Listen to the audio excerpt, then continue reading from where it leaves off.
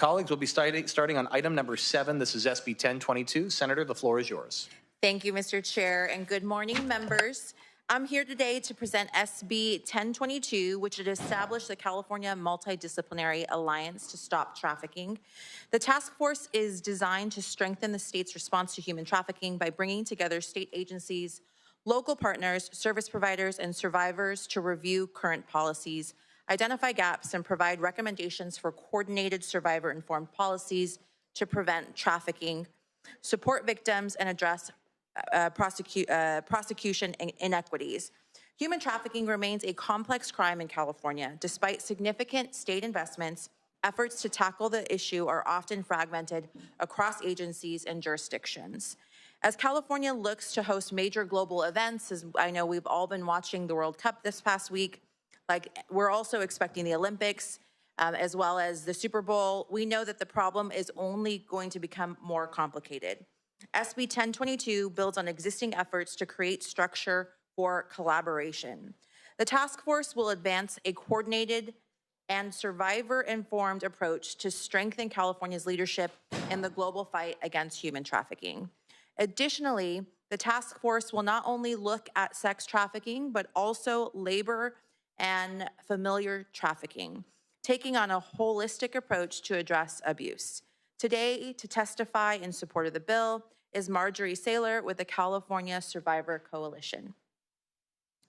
Thank you.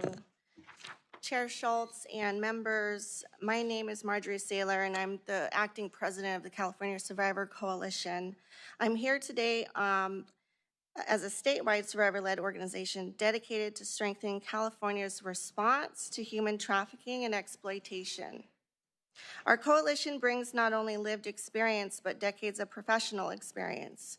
Our members include attorneys, victim advocates, licensed therapists, educators, researchers, first responders, founders of anti-trafficking organizations, and service providers who work alongside survivors every day.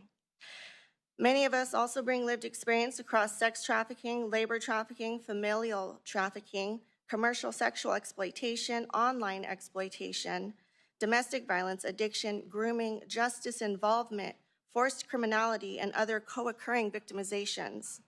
We navigate these systems every day, and we know firsthand that trafficking is not a static crime. It is an adaptive and constantly evolving criminal enterprise.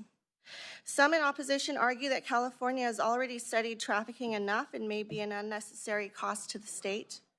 Respectfully, the question is not whether California has studied trafficking before, it is whether trafficking has stopped changing, and the answer is no. Traffickers continue adapting their methods, technology evolves, online recruitment continues to grow and change dramatically, sex tourism is on a new path of expansion in this state, organized criminal networks evolve, and victimization evolves.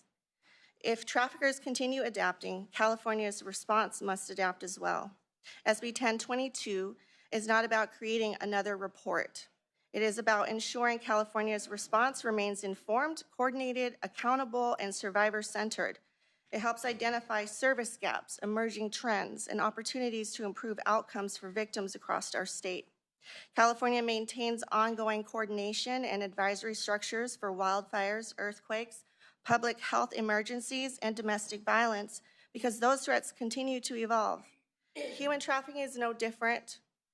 A threat that continues to evolve requires a response that continues to evolve. I believe lawmakers should consider not only who is speaking today, but also the experiences that inform our perspectives. Many of the organizations opposing this bill advocate for policies that normalize or expand commercial sexual exploitation. The survivors supporting this bill have lived through the consequences of those systems, and we are asking California to learn from those experiences and not ignore them. For the survivors we've not yet identified, the children we have not yet reached, and the community is still struggling to respond, I respectfully ask for your aye vote on SB 1022. Thank you, everyone. Thank you for the presentation, Senator, and thank you for your testimony today. Next, we'll take the Me Too's in support of the bill, and I will briefly hand the gavel over to my colleague, Assemblymember Wynn.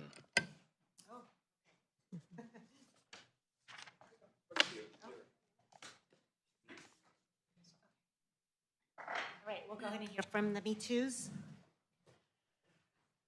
Hi, I'm Brock Campbell from the California Baptist Capital Ministry, and on behalf of 6 California Baptist churches, Ridgewood Heights in Eureka, Faith in Sheridan, Calvary in American Canyon, New Testament in Hanford, Faith in Atascadero, and Lighthouse in Santa Maria, in support.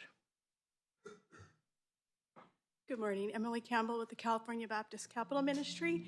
On behalf of these 5 California Baptist churches, South Coast in Santa Barbara, Freedom's Way in Santa Clarita, Mountain Avenue in Banning, Solid Rock in Bellflower, Silicon Valley Chinese in Santa Clara, in support.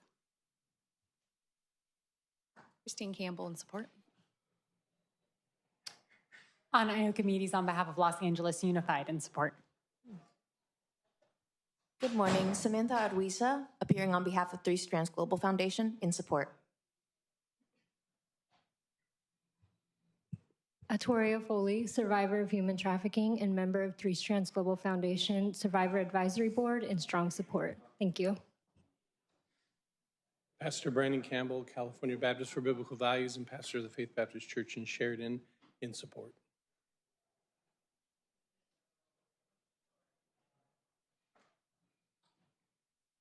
Good morning, Ryan Sherman with California Narcotic Officers Association and the other peace officer groups in support. Thank you. Thank you. Any others in support? Me Too's in support. Seeing none. Opposition. Do we have anybody in opposition presenting today? Thank you very much. And you both have 5 minutes. 4 minutes.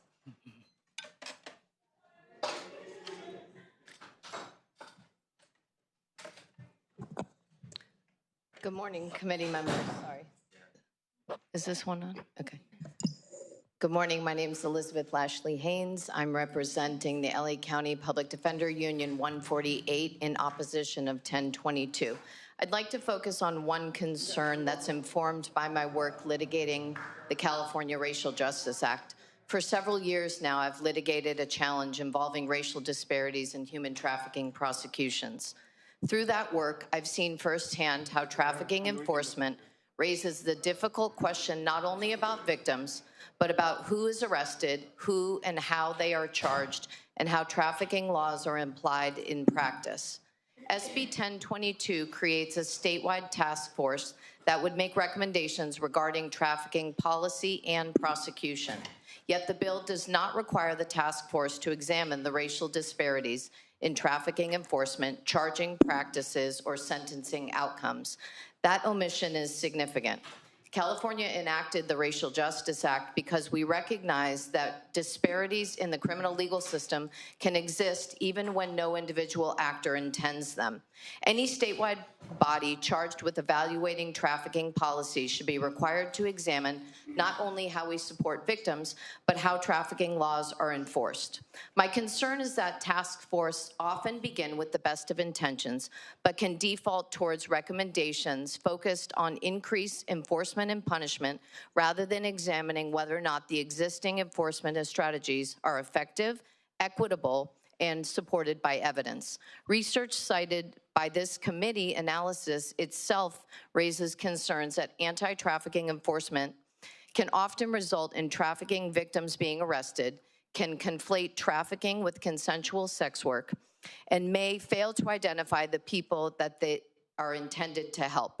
If the legislator does create a statewide body to guide trafficking policy, racial equity, enforcement outcomes, and the unintended consequences of prosecutions should be part of that conversation from the outset. At the very least, this task force should include more people from the defense bar and experts on racial disparities in human trafficking prosecution.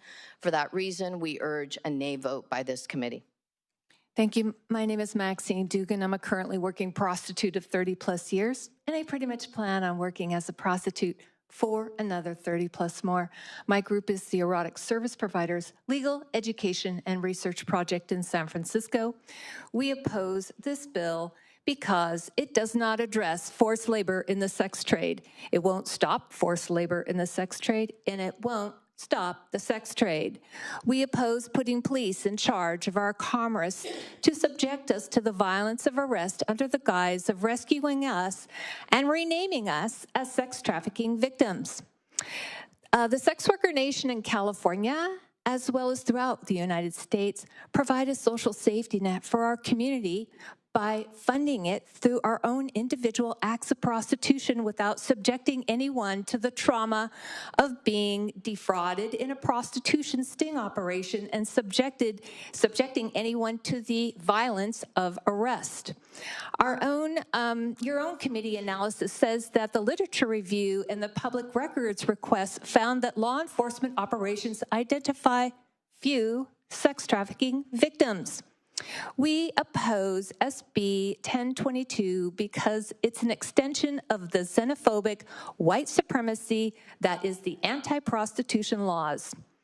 This Senate Bill 1022 is completely unnecessary. It's a waste of time and finite public safety dollars. If you want to address forced labor in our industry, please treat us with respect and come talk to us about what we're doing and what we're seeing, and consider expanding the social safety net that do not include police. 10 seconds. And finally, consider repealing the anti-prostitution laws so that we can take our rightful place in society and enjoy the sunlight, which would be a new public treasure. Thank you.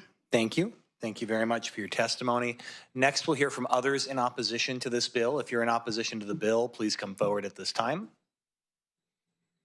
Okay, we'll turn it back to the committee. Are there any questions or comments from members of the committee? Dr. Sharp-Collins? I just wanted to see if the author can come back and respond to the opposition in regards to their concerns, also particularly as it tends to look at the task force itself and then the fear of it going back to undo some of the previous work that was done. So if you can just respond to opposition, please. Well, thank you for that, Assemblywoman, and through the chair. So I am happy to work with the opposition on any amendments you'd like to offer. I think the intent of this bill is to take a holistic approach, and if we are missing, especially any data collection or how this impacts minority communities, obviously very open to hearing any suggestions that the opposition would have. And then also note that this is a task force. We create task force on issues across the state to take on really important issues, to track years of data, to understand how to best approach an issue. Anything that would be proposed would have to go through the legislative process, so it would still be within our the legislature's purview. So I kind of would refute a little bit of the opposition's opposition on that point. Anything else, Dr. Sharp-Collins? Okay. The only thing I would just emphasize is I actually had a similar question. I definitely appreciate your willingness to work with the opposition. I do see here that you're proposing to have a representative from the California Public Defenders Association. I think that's good. I do think that perhaps you could consider exploring in further conversation additional gubernatorial appointments to ensure that there's more balance on the task force. I think there were some good points raised in those comments. So I'll pause there, but that's the one comment I wanted to add. Does that raise any other questions or comments from other members of the committee? Okay, Senator, would you like to close? Thank you, Mr. Chair, for working with me on this bill. And again, to the opposition, the intent is for this to be a holistic approach. And if we need additional representation, happy to have those conversations. Respectfully ask for an aye vote. Thank you very much, Senator. I have no doubt that you'll continue to engage in those conversations. We'll all be watching as this bill continues its journey. But for today's purpose, I do recommend an aye. And do we have a motion? Do we have a second? We have a second as well. Let's conduct the roll. For item 7, SB 1022 by Senator Valdez, the motion is due pass to the Appropriations Committee. Schultz? Aye. Schultz, aye. Alanis? Aye. Alanis, aye. Gonzalez? Gonzalez, aye. Haney? Harbedian? Lackey? Wen? Wen, aye. Ramos? Sharp-Collins? Sharp-Collins, aye. Okay, that bill is out, but we'll allow others to add on. Thank you, everyone, for being here and for your testimony today.